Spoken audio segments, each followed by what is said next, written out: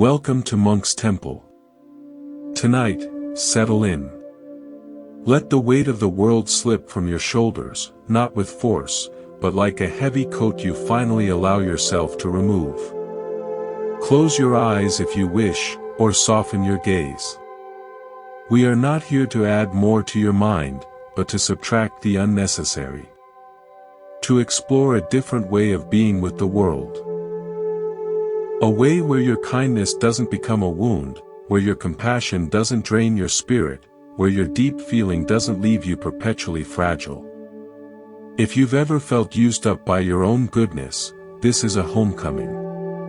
Let's begin with a story. I remember walking through a winter forest with a teacher many years ago. The ground was hard, the trees bare. He pointed to a young pine tree, bent nearly double under a thick, crushing burden of snow. Its branches were strained, some snapped. It looked in agony. Then he pointed to an older, larger pine nearby. It too held snow, but its stronger, more flexible branches dipped gracefully under the weight, cradling the snow, not fighting it. The snow rested there, and the tree stood tall beneath it. "The snow is the same," he said quietly. "The cold is the same. The difference is not in the storm, but in the capacity to hold the weight without breaking. One tree resists, and cracks.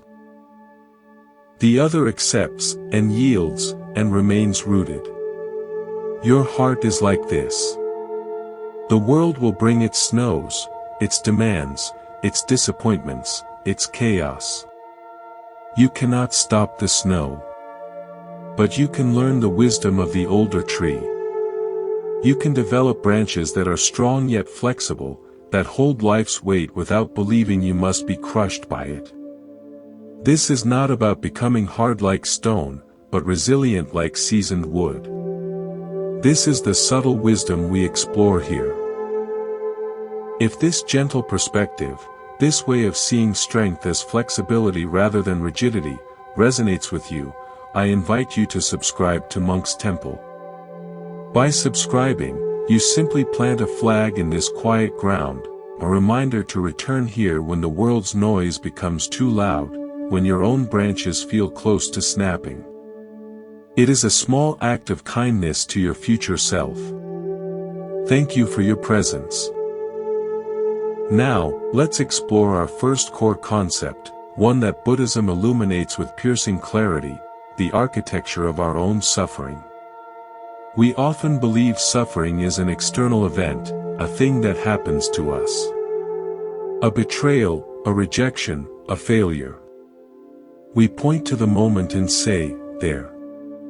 That is where my pain began." But Buddhism directs our gaze inward, to a quieter, more fundamental origin. It suggests the event is merely the match. The fuel was already within you, carefully arranged and waiting. That fuel is called attachment. Attachment is not love, though we confuse them constantly. Love is a free-flowing river. Attachment is a dam you build on that river, with very specific blueprints for how the water should behave, how it should look, what it should provide for you. You build this dam secretly, in the private architecture of your expectations. You build it with beliefs like, "If I am kind, people will be kind in return. If I am loyal, I will receive loyalty. If I explain myself clearly, I will be understood." These sound reasonable, even moral. But beneath them lies the dam, a rigid structure of shoulds and musts you have attached to other people's freedom.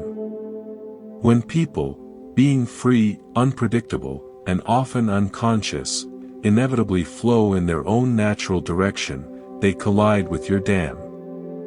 The impact feels violent. You call it unfairness.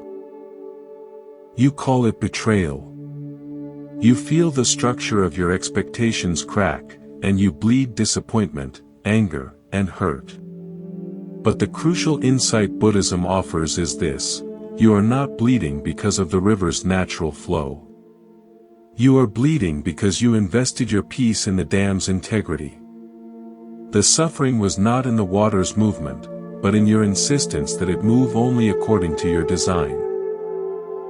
This is a profound shift in responsibility, not toward blame, but toward empowerment. If you built the dam, you can also learn not to. You can relate to the river, to people, to life, without the secret blueprint. You can appreciate its flow, its power, its beauty, without demanding it conform to your hidden engineering plans. This doesn't mean you become passive. It means your peace is no longer contractor to the behavior of others.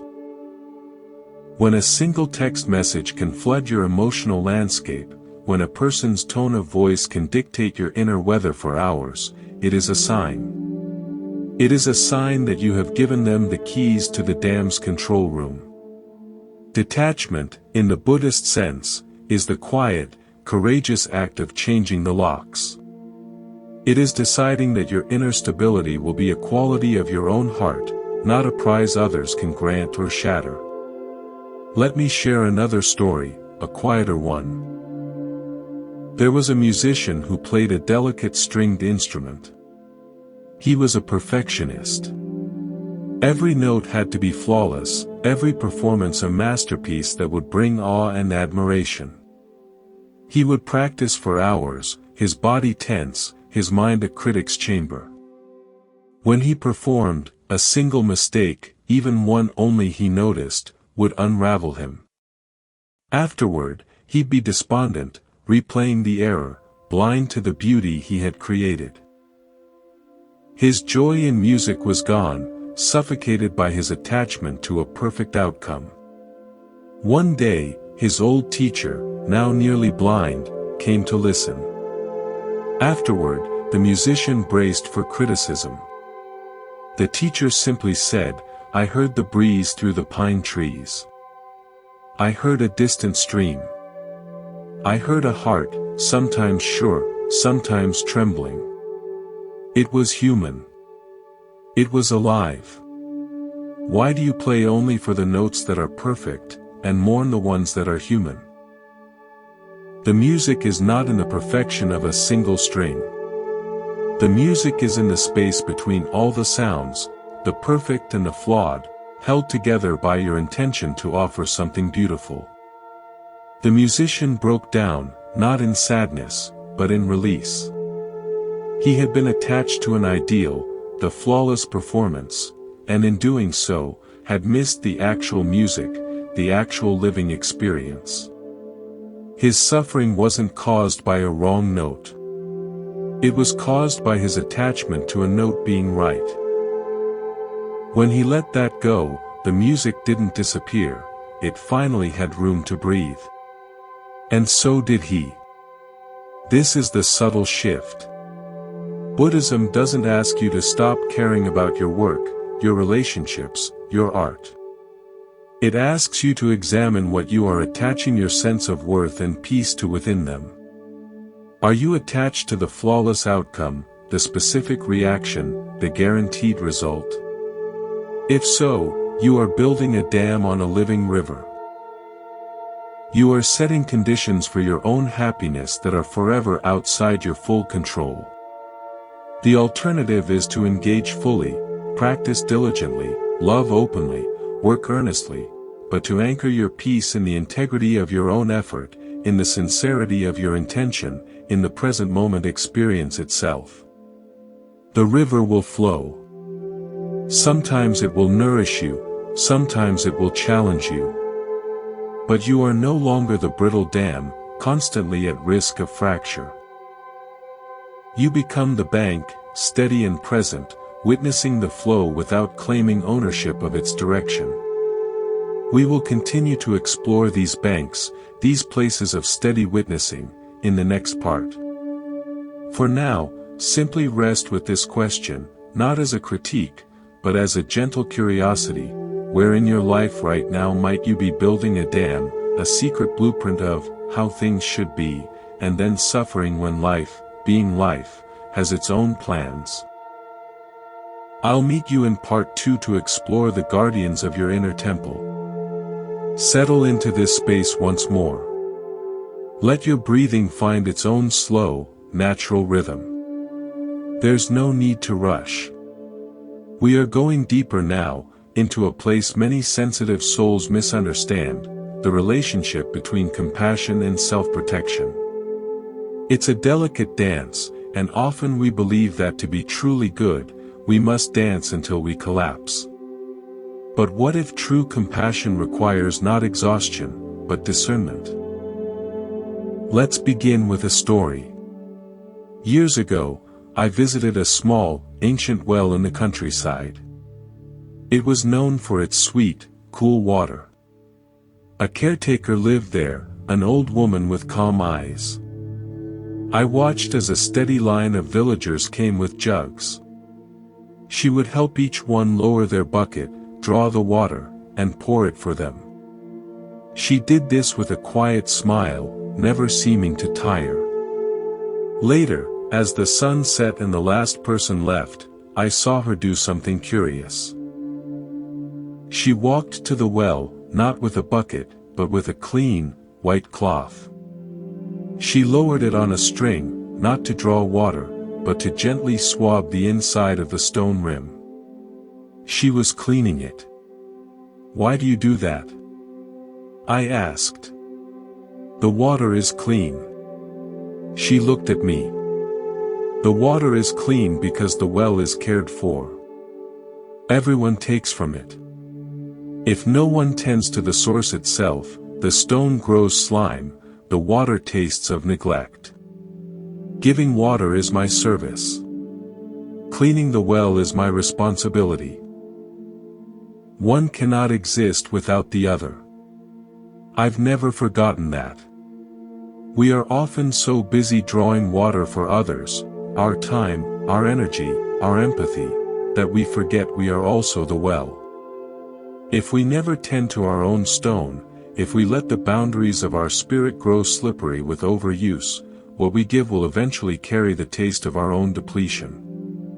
Buddhism teaches that wise compassion, karuna, is always paired with prajna, wisdom or discernment. Compassion without wisdom is like giving poisoned water from a neglected well. It looks like kindness, but it harms both the giver and the receiver. The wisdom is in knowing that caring for the source is not selfish. It is essential. It is the deepest form of responsibility. This leads us to our next core concept: boundaries as an act of integrity, not unkindness. In the spiritual marketplace, there is a dangerous idea that to be enlightened is to be endlessly permeable, to have no borders, to say yes to every demand in the name of universal love. This is not Buddhism. The Buddha himself, after his enlightenment, did not wander aimlessly, giving sermons to every blade of grass. He rested. He walked mindfully. He ate in silence. He taught when it was timely and withdrew when it was necessary.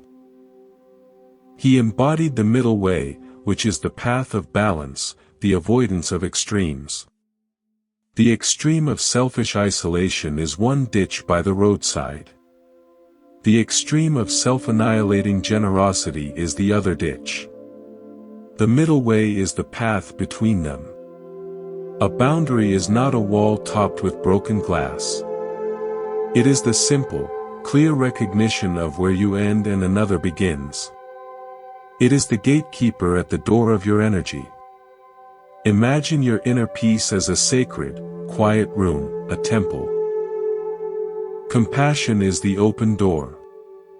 But if anyone can storm in, shout, dump their debris, and leave without regard, it is no longer a temple. It is a public square, and you are left exhausted, sweeping up the chaos. A boundary is the gentle, firm presence that says, "You are welcome. Please remove your shoes of drama. Speak with respect. Take only what is offered freely." When you fail to be this gatekeeper, people learn, not because they are malicious, but because all living things learn from their environment. They learn that in your temple, there are no rules. They learn they can take without asking, interrupt without consequence, and drain without replenishing.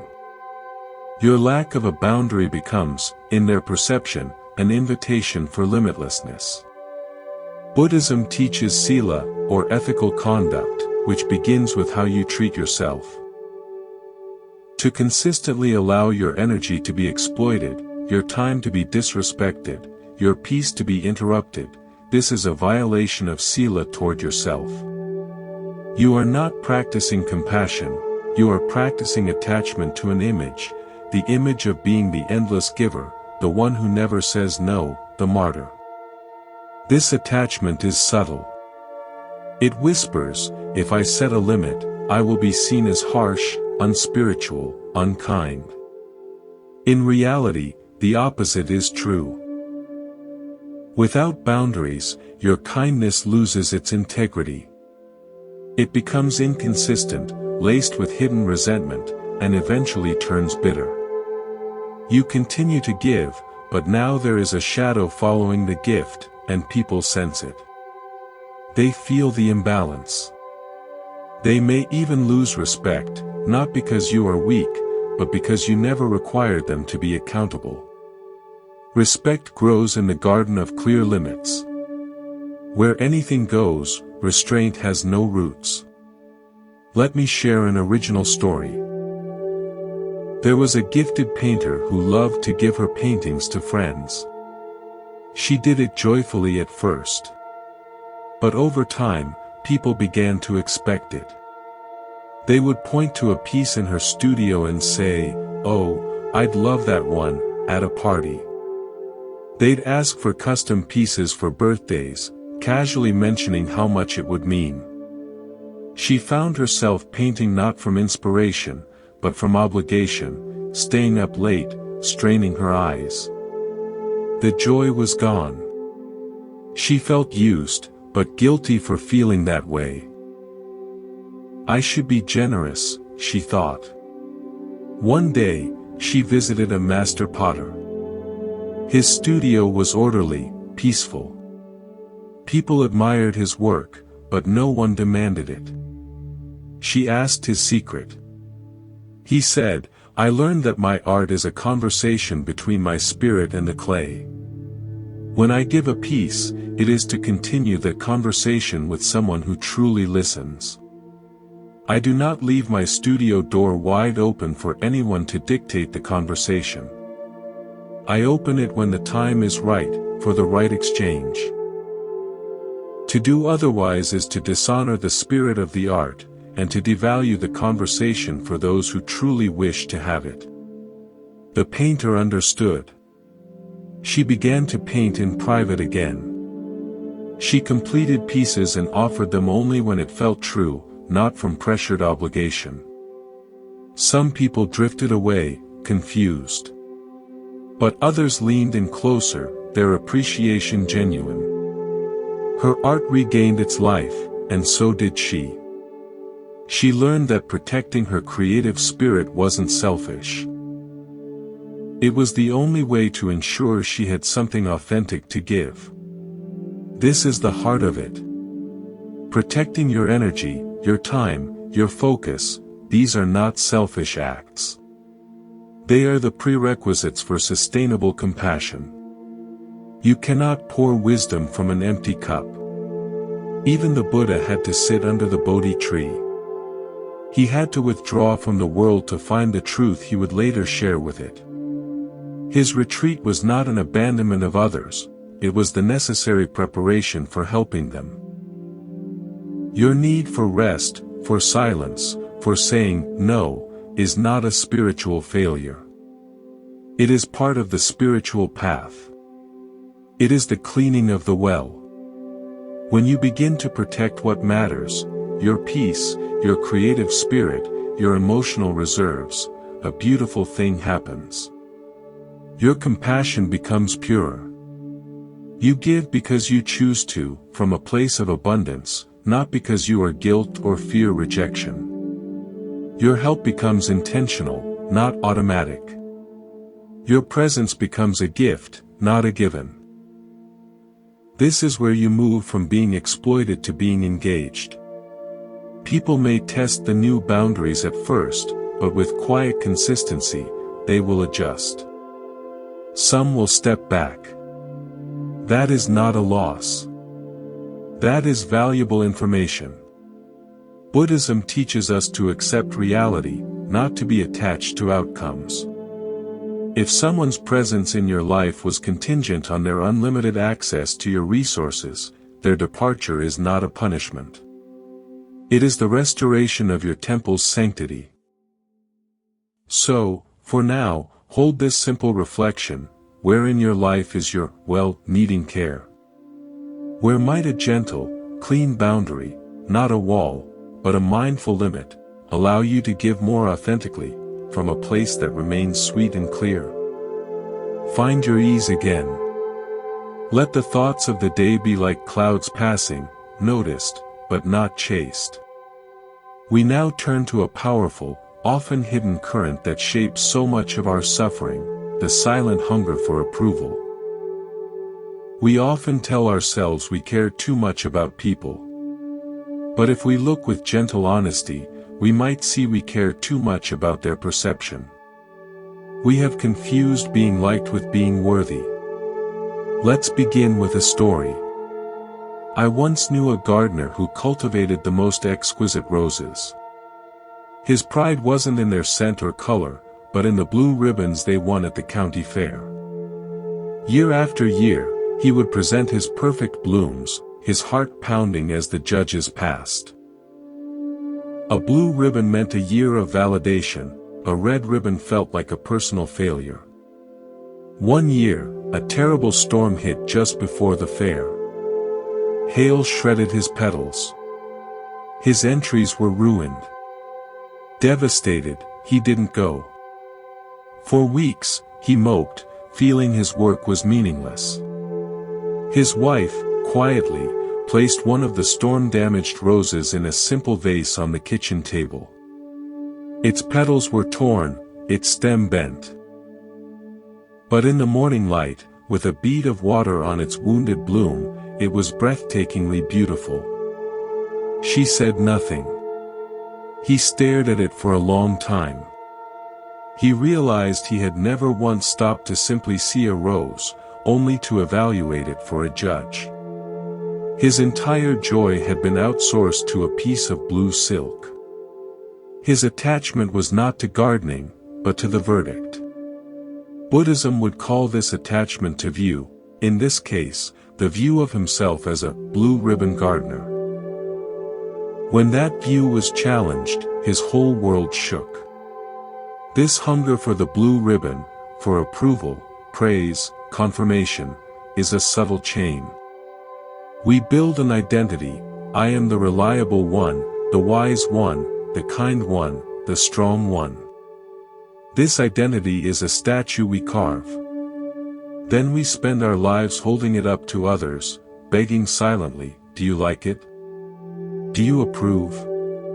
When they nod, we feel solid.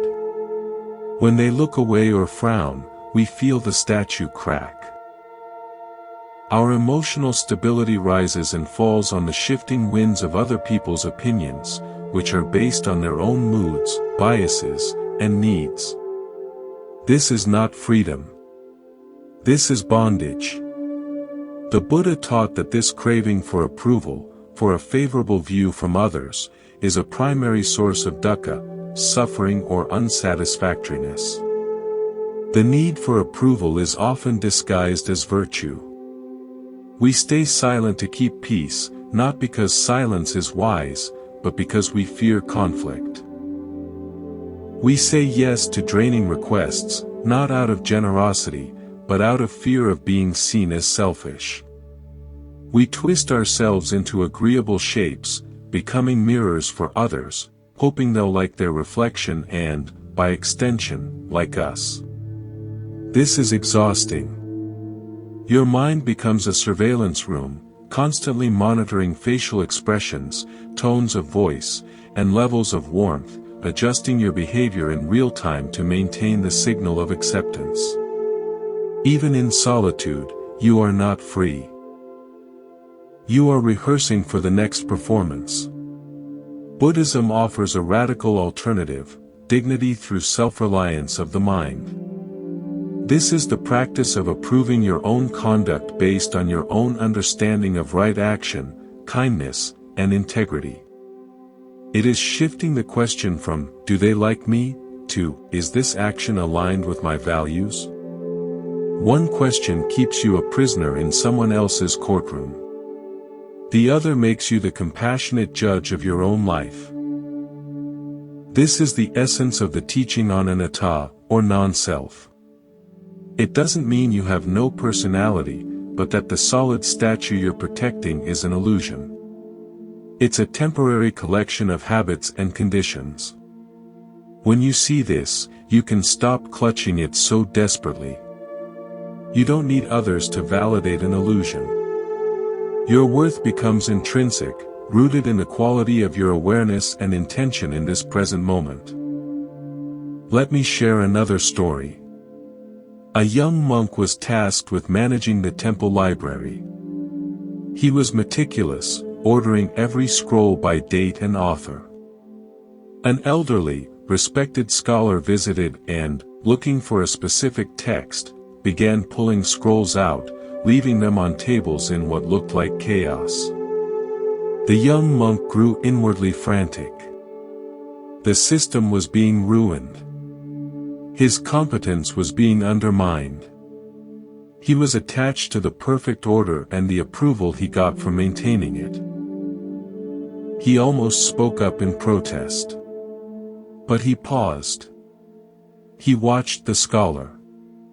The man was cross-referencing with intense focus, making connections the rigid system had hidden. He was creating a new understanding from the apparent disorder. The monk breathed. He let go of his need for the library, and his role, to be seen as perfectly managed. Instead, he chose to serve the deeper purpose, the pursuit of wisdom. He quietly brought the scholar tea and asked if he needed help finding anything else. In that release, he found a peace deeper than the praise for a tidy shelf. His approval came from aligning with the true purpose of the library, not from clinging to his own system. When you unhook your worth from the approval of others, a profound calm emerges. Silence no longer feels like rejection, it can simply be silence.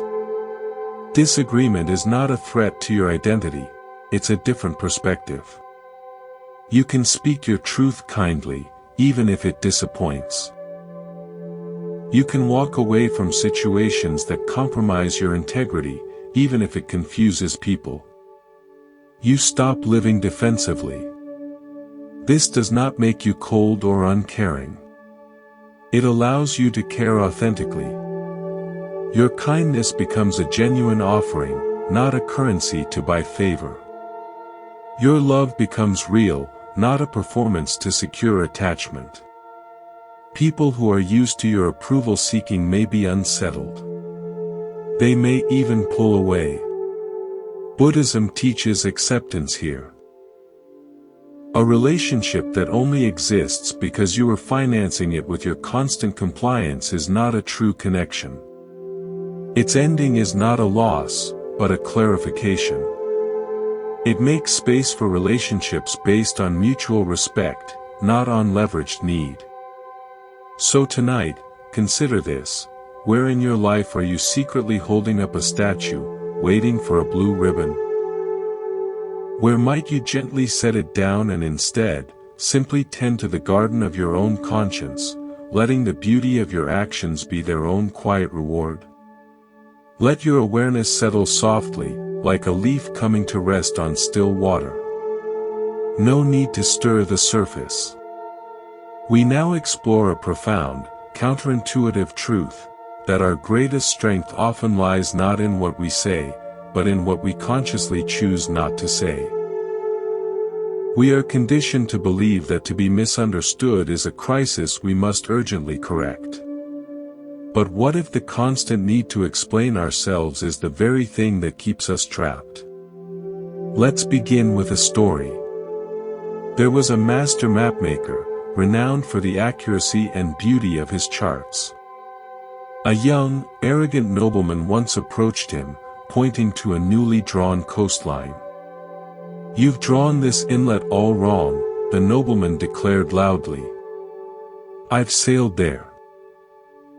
It bends to the east, not the west as you have it." The mapmaker looked at the man, then at his own meticulous notes and star calculations. He knew he was correct. The urge rose in him to argue, to lay out his evidence, to defend his lifetime of craft. He felt the heat of indignation. Instead, he simply bowed his head slightly and said, "I see." He made no change to the map. He offered no explanation. Flustered, the nobleman repeated his critique. The mapmaker again listened, nodded, and said, "Thank you." Then he returned to his work, his silence a deep, unshakable pool. The nobleman, deprived of the debate he sought, eventually walked away, muttering. Later, other sailors confirmed the map was perfect. The master's silence had protected his energy, preserved his dignity, and allowed error to simply wear itself out against the rock of his quiet certainty. His map needed no defense, it was a reflection of reality.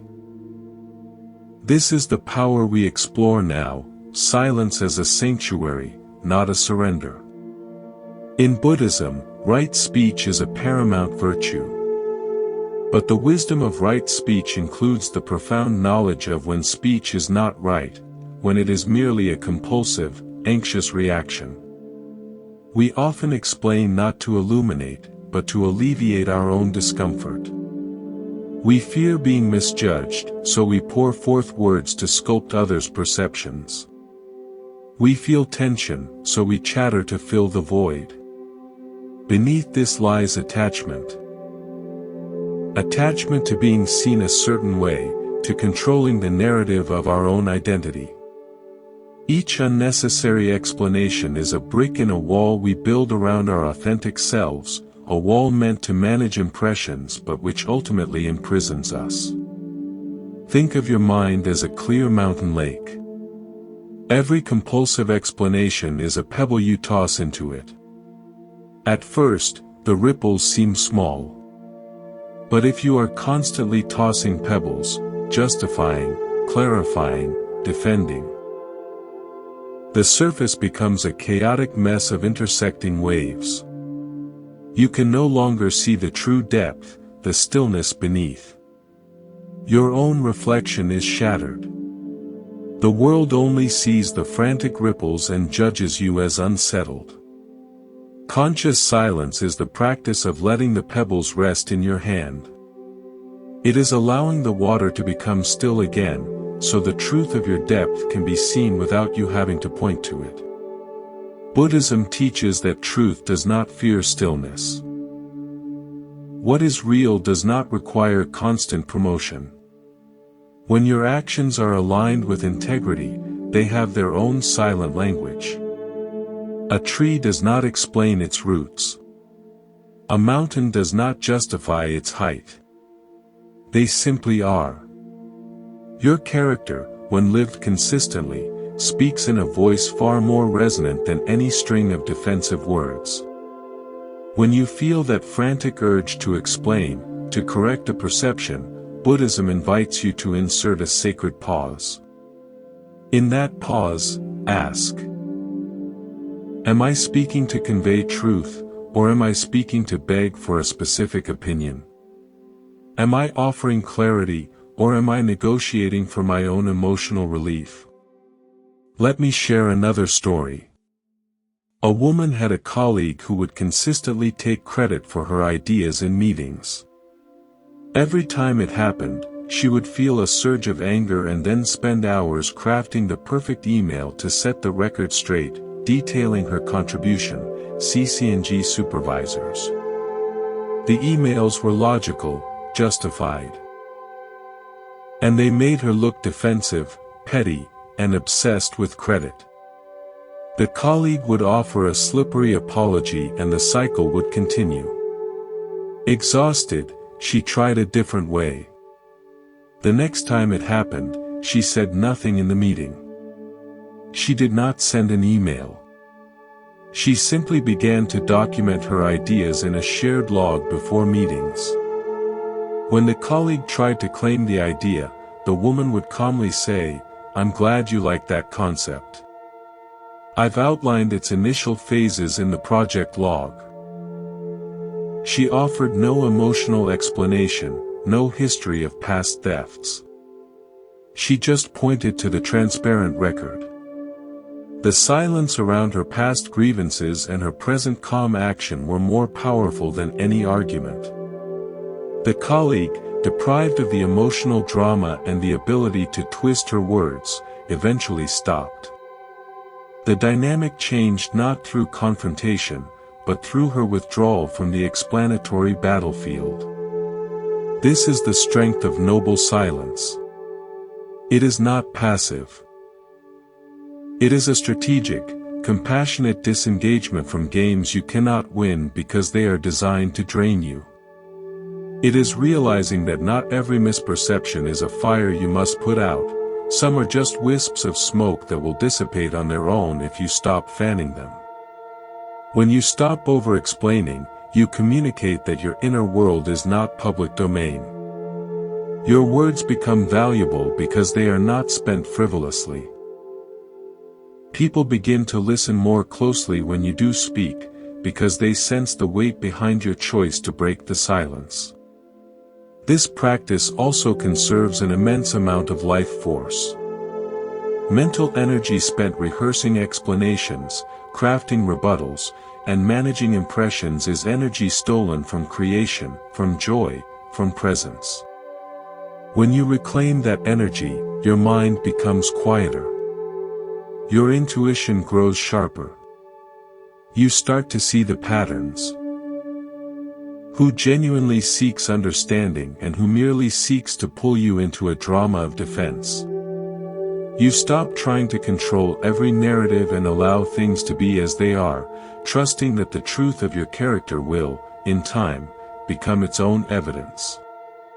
So, as you move through your days, practice noticing the urge to over-explain. Feel it in your body, the tightness in the chest, the quickening pulse. Breathe into that space. Ask yourself if the pebble in your hand truly needs to be tossed, or if you can simply let it rest, allowing the waters of the situation to find their own calm. Protect the sanctuary of your silence. Let your actions, your consistent presence, be your loudest statement. As you settle in, let your awareness soften around the edges. We're moving into a tender space now, a realization that can feel like loneliness but, when understood, becomes a profound source of freedom. It's about the depth of your own heart and the reality that not everyone is equipped to visit those depths. Let's begin with a story. I once visited a remote valley known for its incredibly deep, clear lake. The water was so pure you could see stones on the bottom, dozens of feet below. A local guide told me, most tourists come, look from the shore, toss a few pebbles, and leave. They say it's pretty. But a few, he said, pausing to look at the water, a few come with their own boat, or they sit for hours. They don't just look at the water, they want to know what's in it. They ask about the fish that live in the deep cold, about the springs that feed it. They are quiet enough to hear its silence. Those people meet the lake. The others just see a postcard. He wasn't being superior. He was stating a simple fact about capacity and interest. Your inner world is that lake. You have spent years, perhaps a lifetime, diving into your own depths, exploring the cold springs of your feelings, the hidden landscapes of your thoughts. You have cultivated a capacity for reflection, sincerity, and emotional honesty. It is natural to hope that others will want to know what's in those depths. But here is the gentle, difficult truth that Buddhism clarifies: most people are not living from depth, they are living from surface. They are not sailing boats. They are tossing pebbles from the shore. Expecting a pebble tosser to understand the life of the deep-water fish is an attachment to an illusion. It will only cause you to feel perpetually misunderstood, lonely, and drained. Buddhism teaches right view, seeing things as they are, Yatha Buddha, not as we wish or fear them to be. Applying right view to relationships is an act of great compassion, primarily for yourself. It means seeing that another person's inability to be deep, consistent, introspective, or emotionally responsible is most often a statement of their current development, not a commentary on your worth or the value of your depths. A child cannot discuss astrophysics. This is not the child's fault, nor does it make astrophysics worthless. It is a matter of capacity. Similarly, a person living in reaction, distraction, or superficiality cannot engage in deeply reflective, accountable relating. To expect them to is to set yourself up for endless disappointment. This is where so much relationship suffering originates, not in malice, but in a painful mismatch of capacity. You bring an ocean liner of sincerity to a relationship that can only handle a rowboat of casualness. You offer vulnerability where only surface-level banter exists. You seek to resolve conflicts with introspection while the other person only knows how to blame or withdraw. The suffering doesn't come from their limitations alone, it comes from your attachment to them overcoming those limitations for you. You cling to the hope that if you explain enough, love enough, or are patient enough, they will suddenly develop the depth to meet you. This clinging is the source of the ache. Buddhism guides us toward acceptance, not resignation. Acceptance is not saying, "This bad situation is okay." It is saying, "This is the actual situation." It is acknowledging the true depth of the water before you, rather than drowning because you insist it should be deeper. When you accept that someone cannot meet you at your level, you stop taking their behavior personally. Their casual dismissal of something important to you is not a signal that you are too much, it is a signal that their capacity to hold importance is different. Their avoidance of meaningful conversation is not a rejection of your soul. It is an expression of their own comfort zone. Let me share an original story. A musician composed a piece of music that contained a melody representing a profound loss in her life. To her, it was the heart of the composition, full of complex emotion. She played it for a friend who loved upbeat, popular tunes. After listening, the friend said, "It's nice. But that slow middle part is kind of a downer. You should make it faster and catchier." The musician was initially hurt. It felt like her grief was being called inconvenient. But then she realized, her friend was a connoisseur of pop melodies, not of elegiac suites. Asking her friend to appreciate the depth of that movement was like asking someone who enjoys splashy murals to critique the subtle brushstrokes of a Rembrandt. It wasn't in her friend's capacity. The musician stopped playing her deepest work for that friend. She saved it for her teacher and for her own solitary practice. With her friend, she shared lighter duets they both enjoyed. This wasn't a loss of friendship, it was an intelligent allocation of her emotional and creative offerings. She accepted her friend's shoreline nature and stopped trying to drag her into the deep water where she couldn't breathe. This is the practice of discernment in connection. It is not about cutting people off with drama. It is about adjusting your expectations and your offerings to match the reality of the relationship. You keep conversations light where depth is absent. You stop sharing your most vulnerable heart with those who only know how to handle gossip. You protect your sacred insights from those who would only see them as oddities. This protects your energy and prevents the slow erosion of your spirit that comes from constantly feeling unseen. A beautiful shift occurs when you do this.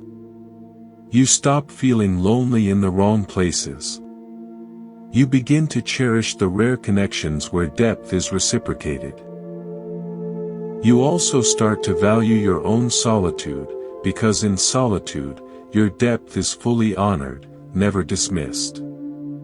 As the Buddha taught, wise association, kalyamattata, is crucial for the path. Spend time with those who nurture awareness. This isn't elitism. It's the practicality of a gardener choosing the right soil for a delicate plant. You are the delicate plant of your own awakening. Plant yourself where you can grow. So tonight, reflect gently. Where in your life are you feeling the ache of a depth mismatch? Where are you expending energy trying to make a pebble tosser understand the deep water world?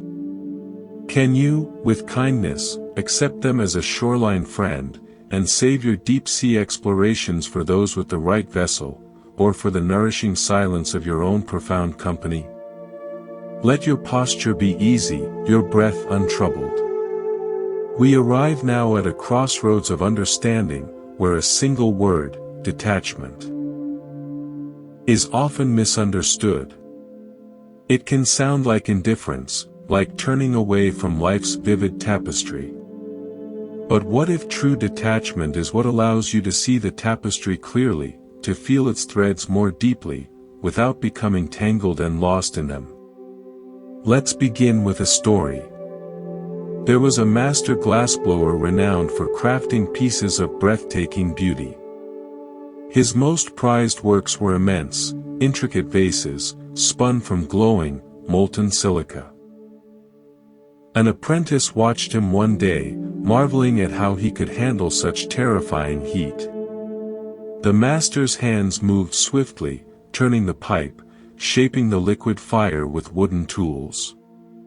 His face was calm, focused, but not strained.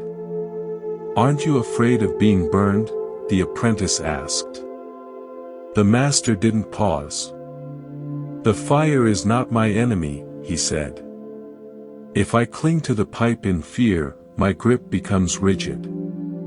I fight the heat, and the glass fights me.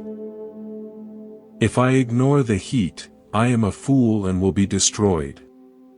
But if I respect the fire, feel its heat without being consumed by the story of burning, I can work with it.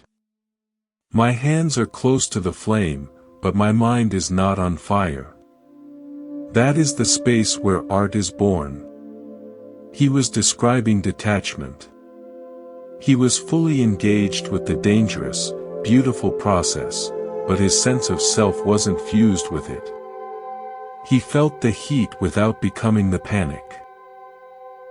This is the core of what Buddhism teaches about detachment, or non-attachment, aparigraha. It is not a lack of feeling. It is the crucial space between the feeling and the one who feels. Most of us live in a state of fusion. Anger arises, and we become anger. Sadness comes, and we are sad. A compliment lifts us, and we are superior.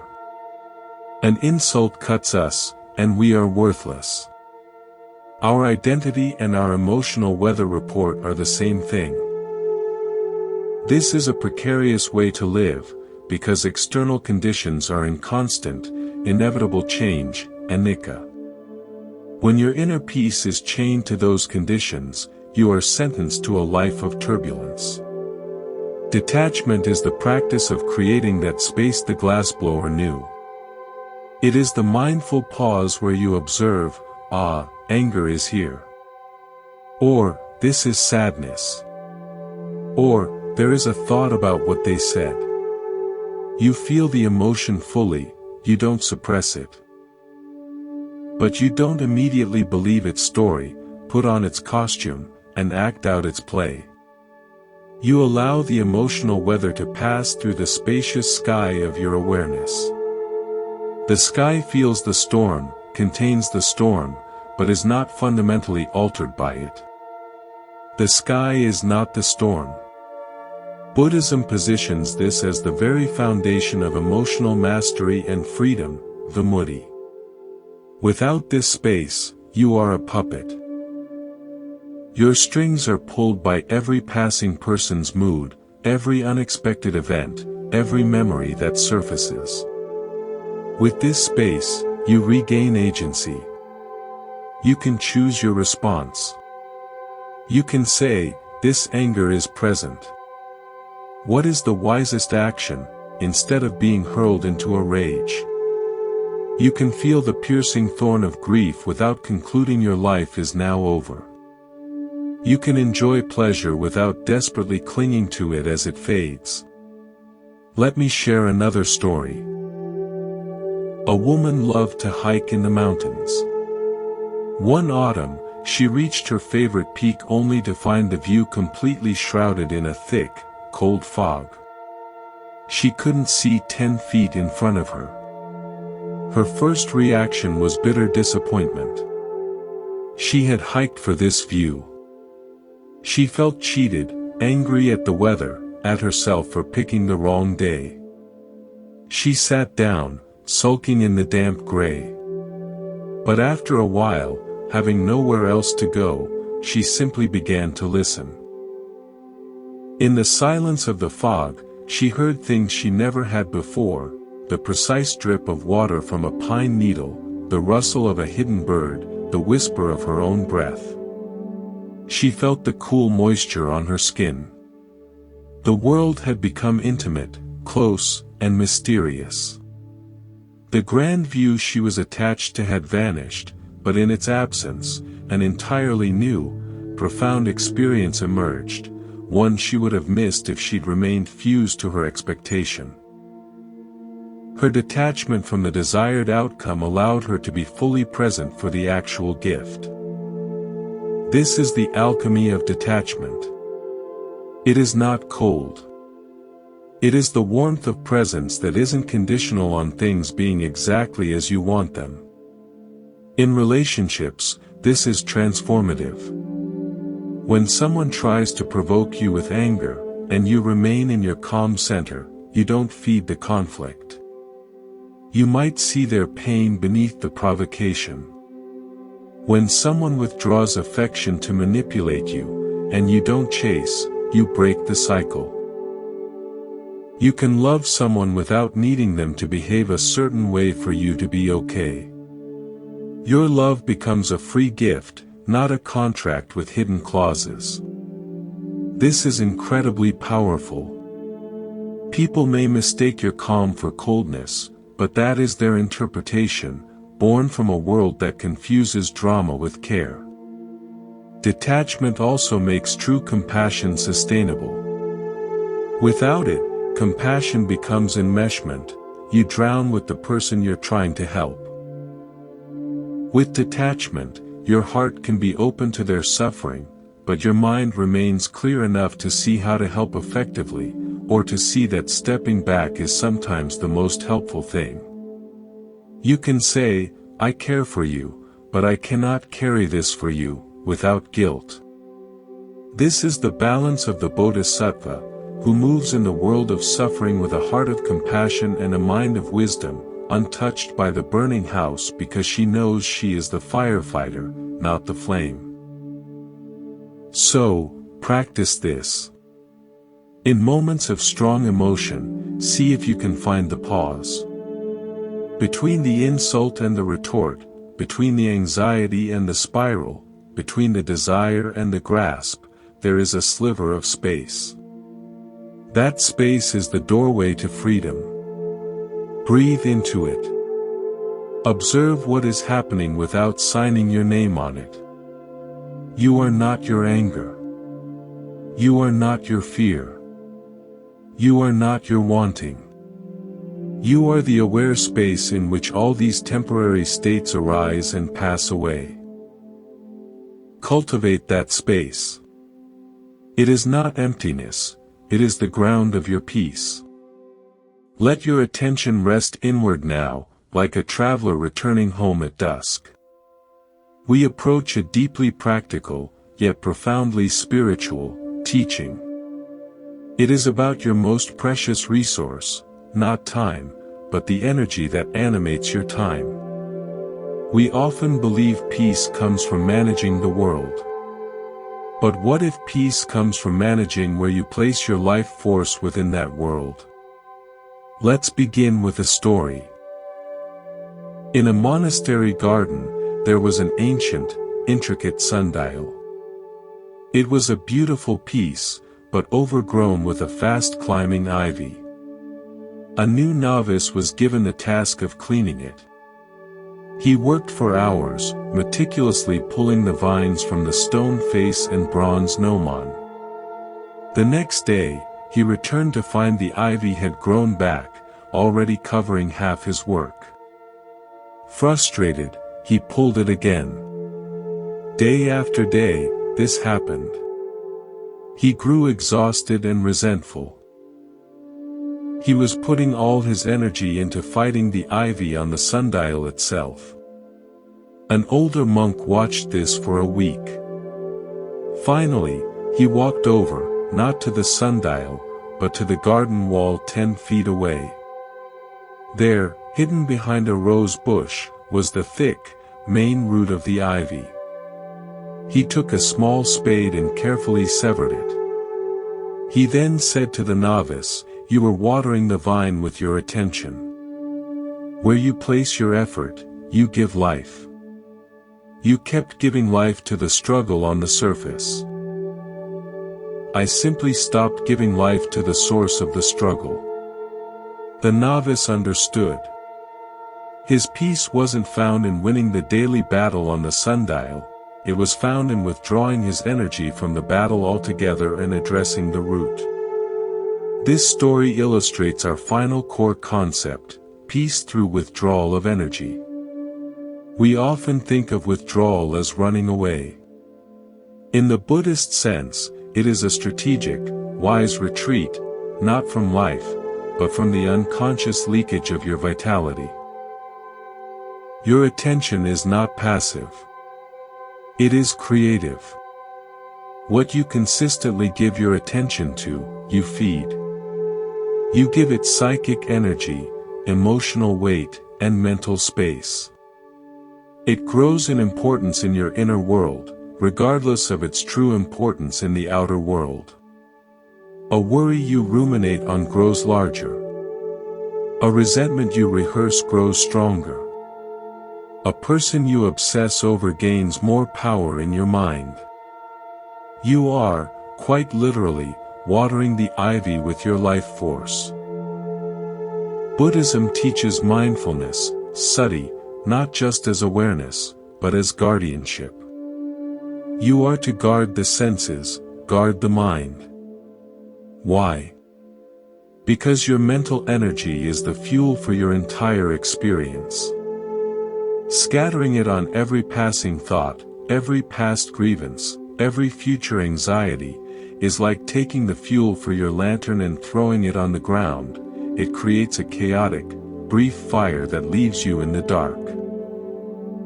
Withdrawing energy is the process of gathering that fuel back, of pouring it into the lantern of your focused, present awareness so you can see your path clearly. This means consciously choosing to stop feeding certain patterns. It is the decision to not replay the conversation for the 20th time. It is the choice to not check their social media for clues. It is the gentle redirecting of your mind from the fantasy of what could have been back to the reality of what is, here, in your breath, in this room. This is not repression. It is a higher form of selectivity. You are not denying the ivy exists, you are simply ceasing to be its gardener. You withdraw your labor, and thus, its growth in your psyche slows and stops. Let me share an original story. A man had a neighbor who would play loud music late into the night. The man's ritual was this. As the bass thumped, he would lie in bed, fists clenched, composing furious speeches in his head, imagining confrontations, his heart racing with anger. He was giving 100% of his energy to the neighbor, all while lying alone in the dark. He was exhausted every morning. One night, during the noise, he had a different idea. He got out of bed, went to his living room, and put on his own headphones. He listened to a guided meditation, then to a soft piece of music he loved. He focused entirely on the sounds in his ears, the feeling of the couch, his own breathing. He gave zero energy to the noise next door. He didn't fight it, he simply turned his attention elsewhere, to something that nourished him. The neighbor's noise became a distant, irrelevant thump, like far-off traffic. The next day, well-rested and calm, he left a polite note. The dynamic had changed because he had changed. He had withdrawn the massive emotional investment from the problem, which gave him the clarity to address it simply, without the charge of accumulated resentment. This is the practice. Your mind will want to return to the familiar ivy, the well-worn worry. Your job is to notice it has wandered back, and with kindness, without anger at yourself, guide it back to your chosen focus, your breath, a mantra, a feeling of peace in your heart, a practical task in front of you. Each time you do this, you are performing spiritual weightlifting. You are strengthening your capacity to choose where you reside, regardless of external conditions. When you practice this consistently, a beautiful liberation occurs. Situations that once triggered you lose their charge because you have stopped adding your energy to them. People who once drained you find they no longer have a hook in your attention.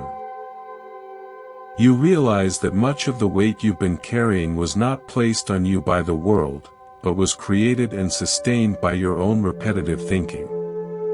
By withdrawing your energy from those thought loops, you put down a burden you forgot you were choosing to carry. This is the ultimate act of self-respect and self-compassion. You are saying, my life force is precious. I will not spend it on ghosts of the past, fantasies of the future, or dramas that do not serve my peace. You reclaim your sovereignty. The Buddha taught that nirvana is the extinguishing of the fires of greed, hatred, and delusion.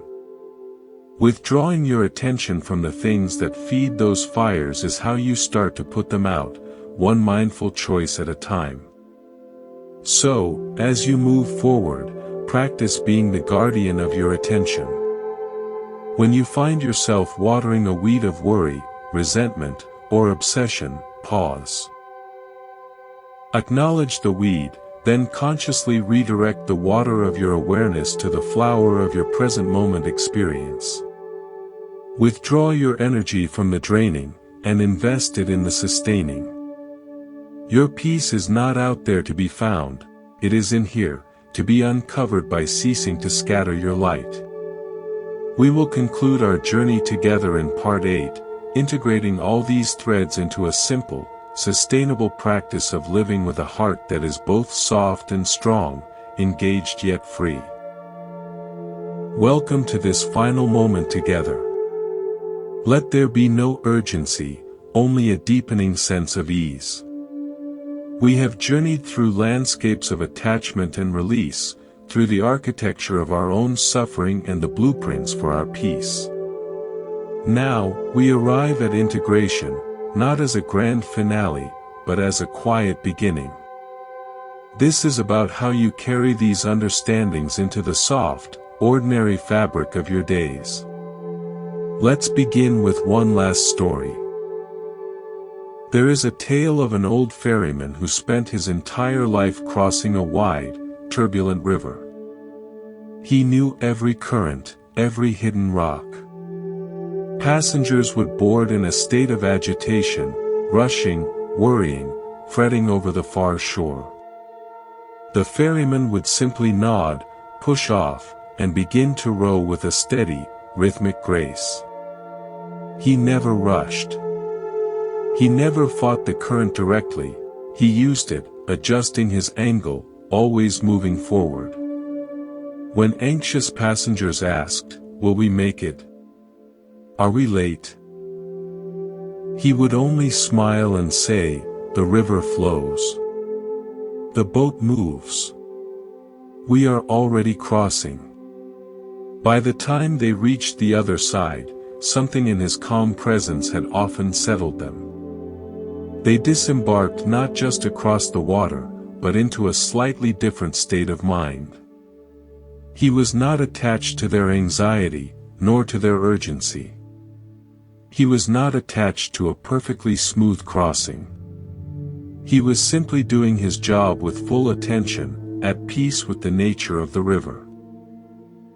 He embodied the integration of all we've discussed: non-attachment, boundaries with the current, no need for approval from the passengers, silent mastery, discernment of the water's flow, and the wise conservation of his own energy through rhythmic, non-resistant effort. This is the invitation for you, to become the ferryman of your own life. The river is the world with its constant flow of events, demands, and interactions. Your body and mind are the boat. Your awareness is the ferryman. The teachings are the skills of navigating the current without drowning in it. Let us weave the threads together simply. First, see the hooks. When you feel a sharp jerk of emotion, a spike of anger, a plunge of anxiety, a crushing disappointment, pause. Ask gently, what unseen contract just broke? What was I attached to here? Was it an attachment to a specific outcome? To being seen a certain way? To someone behaving according to your silent rules? Just seeing the hook loosens its hold. Second, tend your temple. Your energy, time, and attention are the sacred space of your life. Be the gatekeeper. Compassion is the open door, but wisdom decides who enters and how. It is not only okay to say no to what drains you, it is necessary to have a yes that is clean and true. Protect your well so the water you give remains sweet. Third, release the statue. Stop holding up the carved image of yourself, the perfect one, the nice one, the competent one, for the world's approval. Let it rest. Your worth is not a verdict others deliver. It is the inherent dignity of being aware, of being capable of kindness right now, in this breath.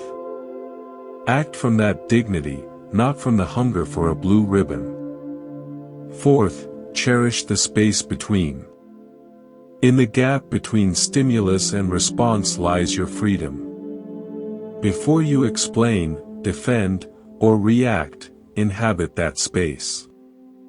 Breathe into it. Let silence do its quiet work. Not every feeling needs to become a spoken drama. Not every thought needs to be believed.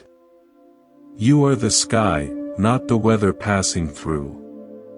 Fifth, acknowledge the depth of your own water. Do not measure your value by the willingness of others to swim in your depths. Most will only visit the shore. That's all right. Share your shoreline freely with joy. Reserve your deep waters for those who come with respect, with their own boat, or for the profound peace of your own solitary reflection. This is not loneliness, it is discernment. 6th, master the heat. Engage fully with life. Feel its intense joys and piercing sorrows. But practice keeping your mind like the glassblowers, focused, respectful of the heat, but not burning with it. Feel the emotion without letting it become your identity.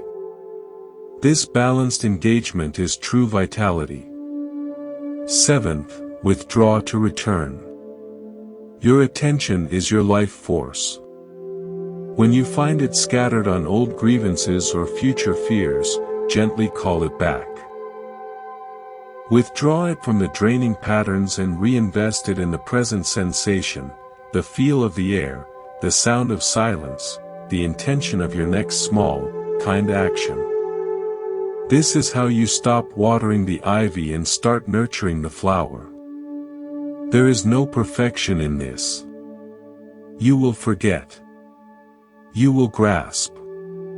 You will explain when silence was wiser. You will give from an empty cup. The practice is not to be flawless. The practice is in the loving return.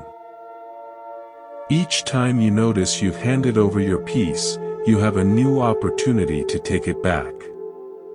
That noticing is the awakening itself.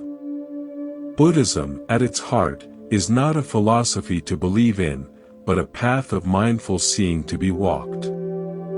The Buddha did not ask for worship, he offered a set of tools, the Dharma, for ending suffering. These tools are not about changing the world first. They are about changing your relationship with the world by changing your relationship with your own mind.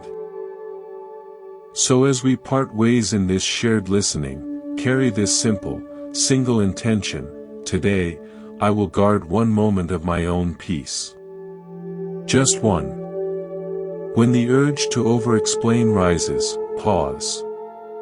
When the hunger for approval whispers, breathe. When you feel yourself taking on a burden that isn't yours, gently put it down. In that one guarded moment, you are the ferryman.